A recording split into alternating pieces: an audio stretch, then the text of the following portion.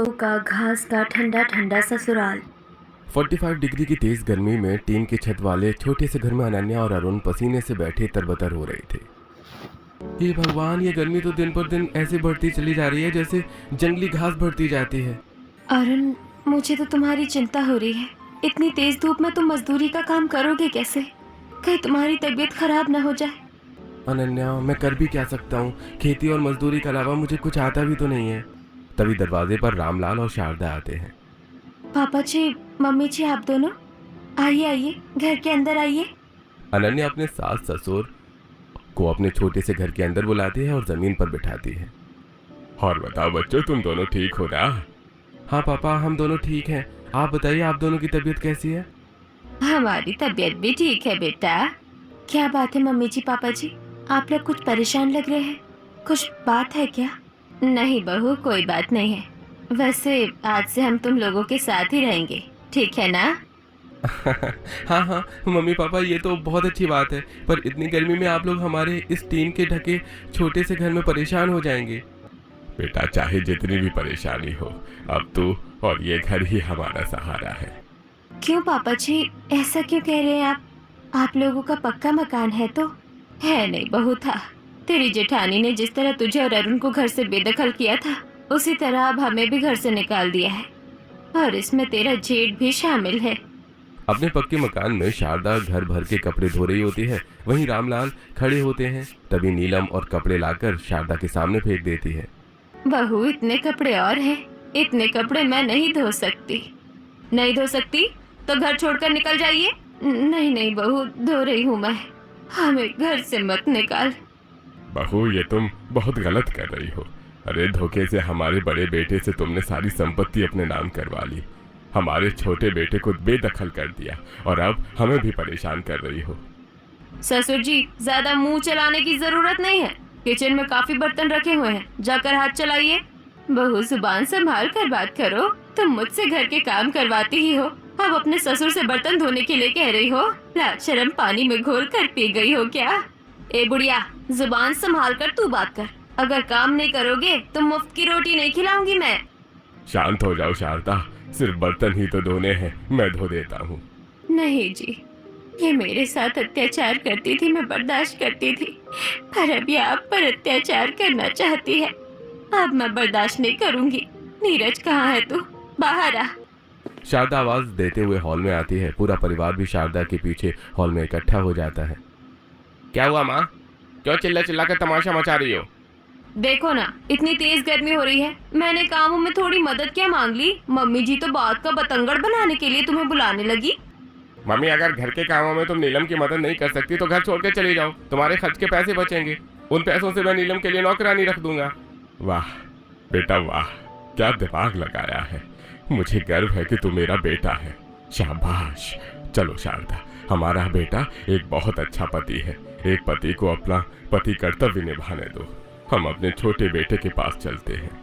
Mummy जी, पापा जी, जेठ जी और जेठानी ने नासमझी में बहुत बड़ी गलती की है। जब उन्हें अपनी गलती का एहसास होगा, तब देखिएगा, वो दोनों आपसे माफी मांगेंगे और आप दोनों को सम्मान से वापस घर भी लेकर जाएंगे। और तब तक आप हमारे साथ रहिए। रामलाल और शारदा अरुण और अनन्या के साथ रहने लगते हैं। ऐसे कुछ दिन बीतते हैं और एक दिन अरुण पसीने से तरबतर कंस्ट्रक्शन साइट पर कढ़ाइयों में सीमेंट नीचे से ऊपर पहुंचा रहा होता है। ये भगवान, ऐसा लग रहा है कि शरीर में जान ही नहीं बची है। आंखों के सामने अंधेरा तक छा रहा है। जल्दी जल्दी हाथ चलाओ, आज का काम आज ही खत्म हो जाना चाहिए। इतनी भी गर्मी नहीं है कि तुमसे सुस्ती मारो।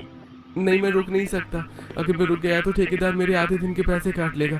नहीं नहीं, मैं नहीं रुकूंगा। इतना कहकर अरुण गर्मी की थकान से टूटा हुआ तेज धूप में काम करता रहता है, और काम करते करते अरुण बेहोश होकर गिर जाता है। अरे कौन है ये? वैसे इस गर्मी में किसी तरह सरकार से बचा कर काम करवा रहा हूँ और ये काम बंद करवाना चाहता है। ठेकेदार दूसरे मजदूरों से अरुण के चेहरे पर पानी की छींटें मरवाकर अरुण को होश में लाता है। कल से तू यहाँ मत आना। नहीं नहीं ठेकेदार जी, ऐसा मत कीजिए। अरे नहीं नहीं, मैं तुझे काम पर नहीं रख सकता भाई, और ना ही तुझे आज के पैसे दूंगा।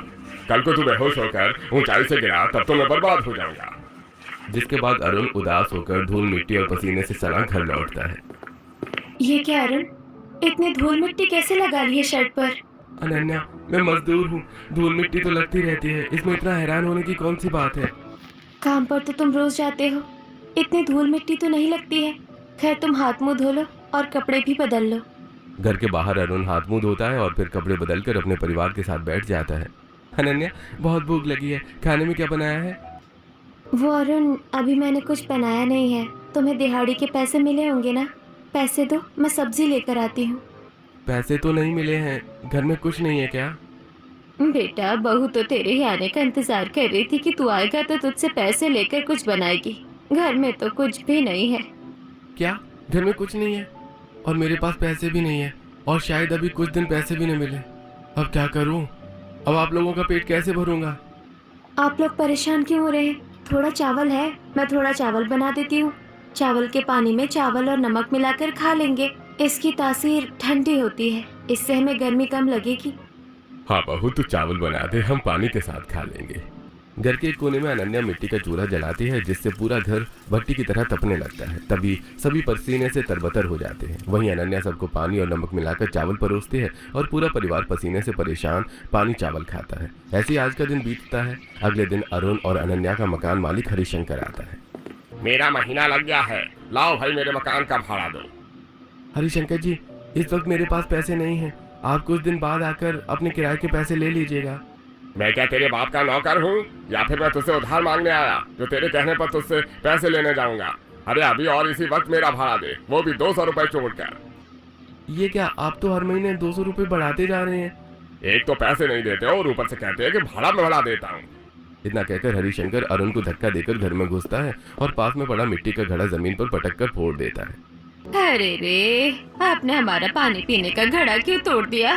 अगर पैसे नहीं मिले तो मैं घर का सारा सामान तोड़ दूंगा, और मेरे पैसे दो, मेरा भाड़ा दो। इतना कहकर हरिशंकर रसोई की तरफ बढ़ता है।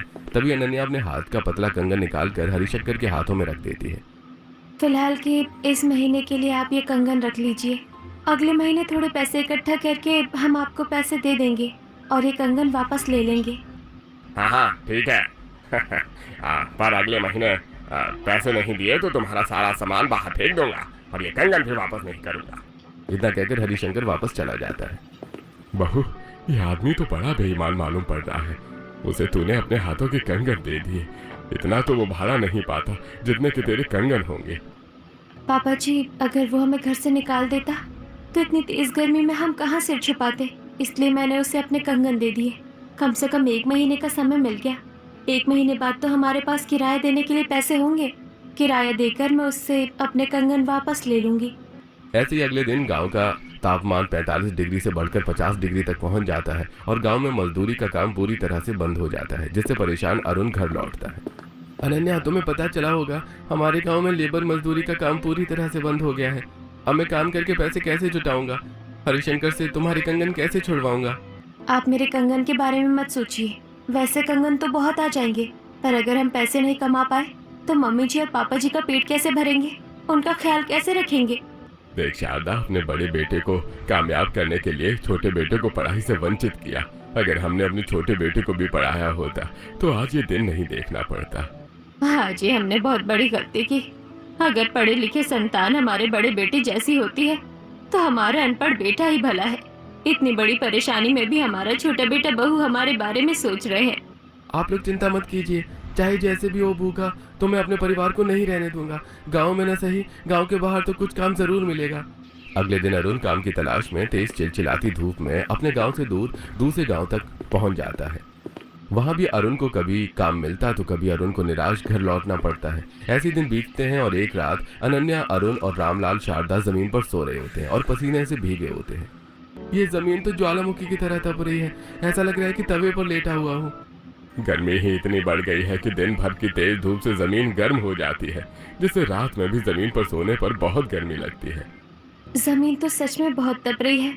जमीन को थोड़ा ठंडा करने के लिए पानी छिड़क देती हूँ, फिर शायद जमीन थोड़ी ठंडी हो जाए और हमें थोड़ी ठंडक मिले, चैन की नींद आ जाए।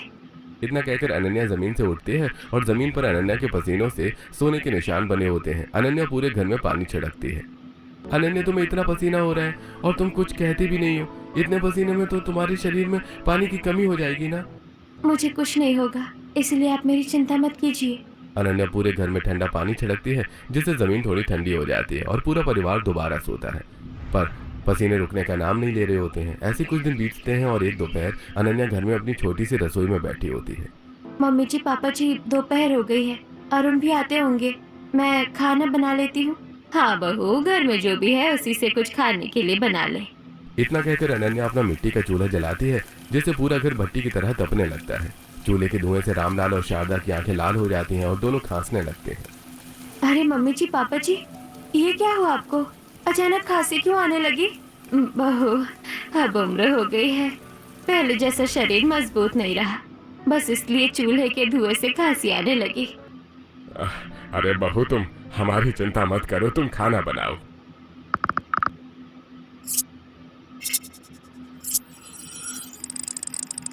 चिंता मत करो, तुम खाना बनाओ। नहीं पापा जी, आप लोग आराम से घर में बैठ पाए, इसीलिए खाना तो मैं हमेशा बाहर ही बनाऊंगी। अनन्या रोज अपने सास ससुर के लिए खुद गर्मी बर्दाश्त करके घर के बाहर रसोई बनाती है। ऐसे ही एक दिन पसीने से तरबतर अनन्या घर के बाहर रसोई बना रही होती है, तभी कुछ पड़ोसने आती हैं। देख रही हो बहन, पाप छुपता नहीं है, देखो कैसे अपने पाप की सजा भुगत रहे हैं।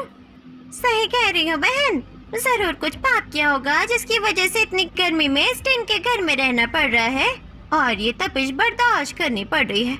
हमारा तो अच्छा है, एसी वाला घर है, पंखे एसी लगे हुए हैं और खाना भी गैस चूल्हे पर आसानी से बन जाता है। इतना कहकर ताने मारते हुए पड़ोसने चली जाती हैं। ऐसे 1 महीने बाद हरिशंकर दोबारा भाड़ा लेने आता है। माफ कीजिएगा हरिशंकर जी, इस महीने में भी आपके भाड़े के पैसे नहीं जुटा पाया। आप तो जानते हैं गांव में गर्मी कितनी बढ़ गई है, मजदूरी का काम तक बंद हो गया है, मैं आपके पैसे कैसे दूंगा? अरे पैसे नहीं है तो खाली करो मेरा घर, मैं किसी दूसरे को किराए पर रखूंगा और उससे पैसे लूंगा।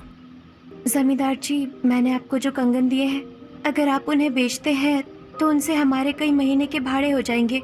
उसके बाद भी आप हमें किराए के लिए परेशान कर रहे हैं, हमारी मजबूरी समझने की कोशिश कीजिए। मैं नहीं समझने वाला किसी की मजबूरी, खाली करो मेरा घर।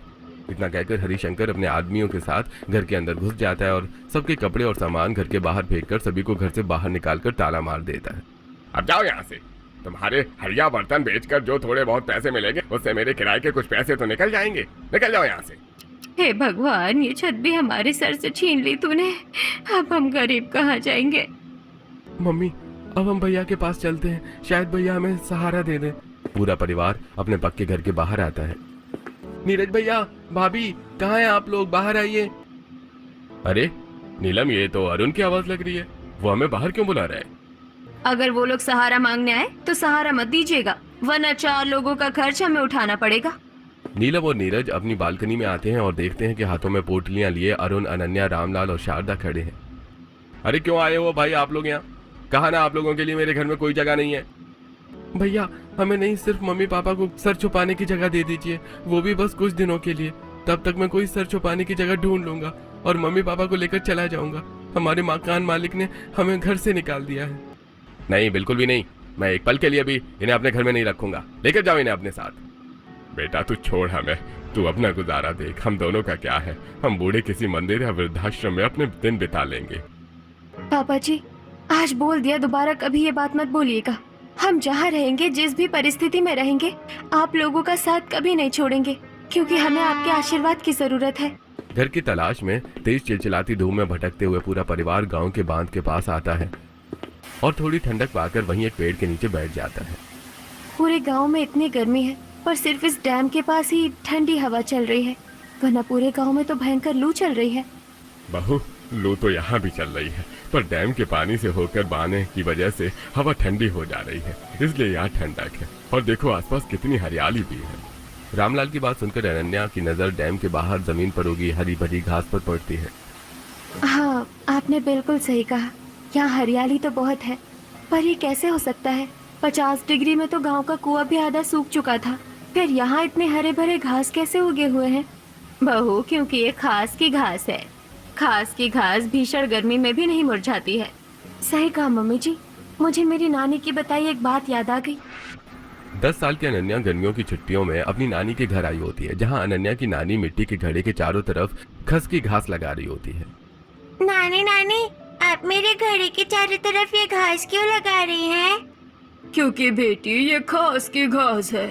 इसकी जड़ें काफी पानी सोख कर रखती है, जिससे तेज गर्मी में भी ये मुरझाता नहीं है और ठंडा रहता है। इससे मटके का पानी बर्फ की तरह ठंडा हो जाएगा। मुझे एक आइडिया आया है, क्यों ना हम घास का घर बनाएं? अगर घास ठंडी होती है और हम घास का घर बनाएंगे तो हमारा घर भी तो ठंडा ठंडा होगा। घास का घर? पर हम घास का घर बनाएंगे कैसे और कहाँ बनाएंगे? घास का घर बनाना कौन सी मुश्किल बात है? बस 4 पिलर खड़ा करेंगे और बांस के पतले फट्टों से 4 ढांचे बनाकर दीवार खड़ा करेंगे। उनमें से ठंडी ठंडी घास लगा देंगे। ऐसे ही छत भी बना लेंगे। और कहीं और जमीन क्यों ढूंढना, इतनी बड़ी खाली जमीन हमारे सामने है। यही बनाऊंगी मैं अपने घास का ठंडा ठंडा ससुराल। अनन्या, पर ये तो सरकारी जमीन है ना, इस सरकारी जमीन पर घर बनाना सही बात नहीं होगी। अरे हम सरकार की जमीन को दखल थोड़ी कर रहे हैं। जब भी सरकार चाहेगी हम अपना घर खुद हटा लेंगे। और अगर कोई सरकारी आदमी हमारे पास आता भी है तो उसे हम अपनी परेशानी बताएंगे तो वो हमारी मदद भी करेगा। मुझे बहू की बात में दम लग रहा है। अगर बहू ने घास का ठंडा ठंडा ससुराल बना लिया तो जब तक हम उसमें रहेंगे हम गर्मी से बचे रहेंगे। तो फिर चलो शुरू करते हैं तुम्हारा घास का ठंडा ठंडा ससुराल बनाना। अरुण और अनन्या पास के जंगल में जाते हैं और अपने हाथों से छोटे बांस उखाड़ने लगते हैं। अनन्या, हम दोनों मिलकर बांस तो उखाड़ लेंगे, पर तुमने कहा था कि पिलर के लिए हमें तनों का इस्तेमाल करेंगे, और वो कहाँ से आएंगे? कुल्हाड़ी तो नहीं है, पर इस नुकीले पत्थर को अगर घिसकर थोड़ा धार कर लिया जाए तो उसके लगातार वार से पेड़ का तना काटा जा सकता है। अनन्या और अरुण मिलकर जरूरत जितने बांस उखाड़कर इकट्ठा कर लेते हैं और फिर नुकीले पत्थरों को घिसकर और नुकीला करते हैं। फिर दोनों पेड़ के तनों पर लगातार वार करने लगते हैं, जिससे दोनों के हाथों पर छाले पड़ जाते हैं। अनन्या, तुम रहने दो, तुम्हें इन सब की आदत नहीं है, मैं अकेले कर लूंगा। नहीं, अगर हम मिलकर काम करेंगे तो हमारा काम जल्दी पूरा हो जाएगा। भूखे प्यासे और तेज गर्मी होने के बाद भी अनन्या और अरुण रुकते नहीं हैं और शाम तक डैम के पास 4 मोटे तने, ढेर सारे हरे बांस, मोटी बेलें और ठंडी घास इकट्ठा कर लेते हैं। अरे वाह बहू, तू तो बड़ी मेहनती निकली। शाम तक सारा सामान इकट्ठा कर लिया। मम्मी, अनन्या तो कह रही है कि घास का ठंडा ठंडा ससुराल बनाना शुरू करते हैं। जितनी जल्दी काम शुरू करेंगे उतनी जल्दी हमारा घास का ठंडा ठंडा घर तैयार होगा। बहू, तेरी बातों में तो मैं भी अपनी थकान भूल गया हूँ। बताओ क्या करना है? मम्मी जी, पापा जी, आप लोगों को बांसों के पतले पट्टी को आपस में गूंथना आता है ना? आप लोग इन्हें गूंथिए, तब तक मैं और अरुण नींव खोदते हैं। रामलाल और शारदा बांस के पतले लंबे पट्टी को गूंथ कर दीवार और छत बनाते हैं। वहीं अनन्या अरुण नींव खोदकर चारों मोटे तनों को पिलर की तरह खड़ा कर देते हैं और बांस की दीवारों को बेलों से तनों में बांधकर उनमें दरवाजे और घर के तीनों तरफ छोटी खिड़कियां बनाते हैं और छत भी डाल देते हैं। बहू, हमने लगभग घर तैयार कर लिया है और अभी तो सुबह होने में काफी समय बचा है। मम्मी जी, पापा जी, आज भर आप दोनों पेड़ की छांव में आराम कर लीजिए। कल सुबह तक मैं अपना घास का ठंडा ठंडा ससुराल तैयार कर चुकी होंगी। रामलाल और शारदा पेड़ की छांव में आराम से सो जाते हैं। वहीं अरुण और अनन्या अपनी दीवारों पर मिट्टी की लिपाई करते हैं, अंदर और बाहर घास की मोटी मोटी परतें लगाने लगते हैं। ऐसी रात बीतती है और अगली सुबह तक अनन्या का बांध किनारे घास का बना ठंडा ठंडा ससुराल तैयार हो जाता है। बहू, ये क्या घर बना दिया तूने? गांव का हर घर भट्टी बना हुआ है और तेरे इस बांध किनारे घास के बने घर में तो शिमला जैसी ठंडक है। बहू, तुमने इतनी मेहनत से डैम के पास अपना घास का ठंडा ठंडा ससुराल तो बना ली, पर तुम्हें तो भूख भी बहुत लगी होगी ना? कल से सिर्फ मेहनत किए जा रही हो। हाँ पापा जी, भूख तो लगी है। मुझे पता है आप लोगों को भी बहुत भूख लगी होगी। पर हमारे पास तो खाने के लिए कुछ है ही नहीं और मेरे पास कोई नौकरी भी नहीं। अब हम क्या खाएंगे? जिस जमीन में पानी ना पाते हुए भी घास तक नहीं सूख रही है, सोचिए अगर उस जमीन में हम सब्जियां उगाते हैं तो कितनी अच्छी सब्जियां उगेंगी। हाँ अनन्या, तुम सही कह रही हो। डैम के पास की जो मिट्टी है वो काफी उपजाऊ मिट्टी है। अगर डैम की मिट्टी में हम सब्जियों की खेती करते हैं तो 10-15 दिनों में हमारी सब्जियां उग आएंगी। और तब तक हम जंगल के पेड़ों से कंदमूल और फल इकट्ठा करके खा सकते हैं। अनन्या और अरुण जंगल में आते हैं और थोड़े केले और आम तोड़ते हैं और पूरे परिवार के साथ अपने घास के बने ठंडे ठंडे ससुराल में बैठकर खाते हैं। बहू, खेती तो तुम लोग करोगे, पर बीज कहाँ से लेकर आओगे? माँ, हमें अलग से बीज खरीदने की जरूरत नहीं है। अगर सब्जियां हो तो उन्हें बीज की तरह इस्तेमाल कर सकते हैं। तो मैं गांव के बाजार जाती हूँ।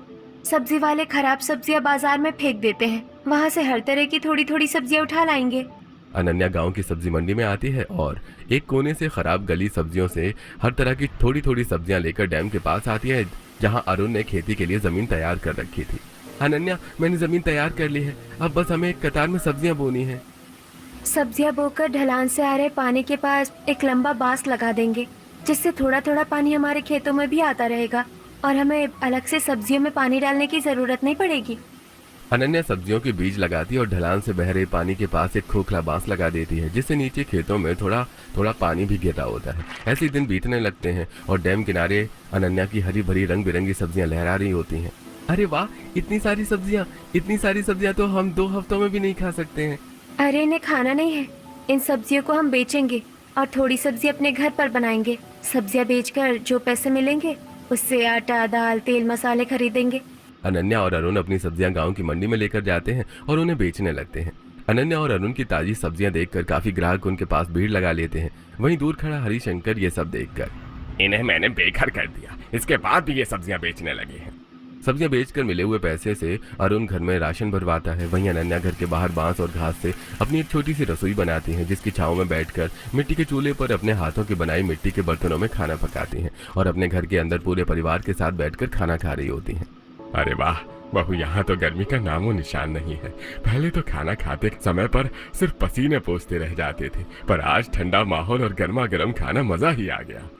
तभी घर के दरवाजे से गर्म लू घर में आती है। हमारा घर तो काफी ठंडक देता है, फिर ये गर्म हवा घर में कैसे आई? बेटा, हमारा घर ठंडा है। बांध की तरफ से आने वाली हवा ठंडी है, पर दूसरी तरफ की हवा तो गर्म है ना। वही हवा हमारे घर में आई है। लगता है अब इसका भी कुछ जुगाड़ करना पड़ेगा।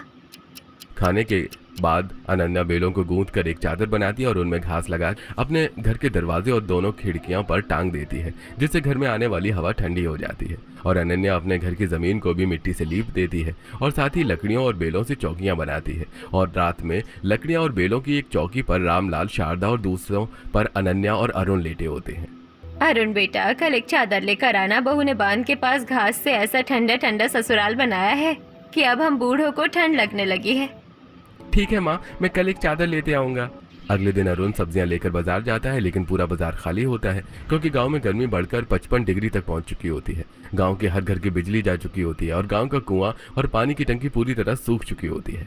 अरे पूरा गांव गर्मी से परेशान है और ये हरी हरी सब्जियां लाकर बेच रहा है। अरुण के वापस जाते हुए हरिशंकर चुपचाप अरुण का पीछा करता है और डैम के पास घास का बना ठंडा घर देखता है। अरे यहाँ मेरे घर में बिजली पानी नहीं है, पसीने से हालत खराब है और ये यहाँ मजे कर रहा है। ऐसा तो मैं नहीं होने दूंगा। जिसके बाद हरिशंकर नीलम के घर आता है, जहाँ नीलम पसीने से परेशान सोफे पर बैठी होती है। कौन हो तुम? क्या काम है? तुम गर्मी से परेशान हो। तुम्हारे सास ससुर, देवर और देवरानी बांध के पास घास के बने ठंडे घर में रह रहे हैं। क्या? मैंने उन्हें परेशान होने के लिए घर से निकाला था, आराम करने के लिए नहीं। तुम बस पुलिस को गवाही दे देना कि तुम्हारे ससुराल वाले सरकारी जमीन पर घर बनाते हैं, खेती करते हैं और जमीन कब्जा कर लेते हैं। बाकी मैं संभाल लूंगा। हरिशंकर और नीलम पुलिस स्टेशन आते हैं और अरुण, रामलाल और अनन्या के खिलाफ झूठी कंप्लेंट लिखवाते हैं। तुम लोग अभी मेरे साथ चलो, मैं इसी वक्त उनका घर तोड़वा दूंगा। विराज बुलडोजर लेकर बांध किनारे आता है। आप मेरे घर को मत तोड़िए। अगर आप चाहते हैं तो हम अपने घर को कहीं और लेकर चले जाएंगे। नहीं, मैं तो इस घर को तोड़ूंगा और तुम्हें जेल में भिजवाऊंगा। बुलडोजर आगे बढ़ाओ। जेठानी जी, जमींदार क्यों कर रहे हैं आप लोग ऐसा? क्या मिलेगा हमें परेशान करके? रोकिए इन्हें, मैं हाथ जोड़ती हूँ। बुलडोजर घर की तरफ आगे बढ़ने लगता है, तभी अचानक जिला मजिस्ट्रेट आशुतोष वहां पहुंच जाते हैं। ऑफिसर, रुक जाओ। सर, ये लोग सरकारी जमीन पर अतिक्रमण करना चाहते हैं, इसलिए हम ये घर तोड़ रहे हैं। यह कोई पक्का मकान नहीं है जो सरकारी जमीन पर अतिक्रमण कर लेंगे। मुझे खबर मिली पूरा गांव गर्मी से परेशान है, किसान आत्महत्या कर रहे हैं। वहाँ इनके घास के बने घर में ठंडक है। क्या ये टेक्नोलॉजी गांव के लिए उपयोगी नहीं हो सकती? सर, मैं पूरे गांव के लिए ऐसे घास के ठंडे घर बना दूंगी, पर हमारी मजबूरी समझिए। इस गर्मी में हम बेरोजगार और बेघर हो गए थे, इसलिए मैंने डैम की जमीन इस्तेमाल की। मैं आपको लीगल अप्रूवल देता हूँ कि बांध के किनारे आप घास का ठंडा घर बनाकर रह सकती हैं और इस डैम की जिम्मेदारी आपके पति को दी जाती है। जहाँ हरिशंकर और नीलम चढ़कर घर लौट जाते हैं, वहीं अनन्या पूरे परिवार के साथ मिलकर बांध के किनारे 2 मंजिला घास का सुंदर ठंडा घर बनाती है और गांव वालों के घरों में भी घास लगाकर ठंडे घर बनवाती है। साथ ही हर घर के पास पेड़ पौधे लगवाती है। धीरे धीरे पूरे गांव का तापमान घटकर 40 डिग्री हो जाता है और अब पूरा परिवार और गांव खुशी से रहने लगता है।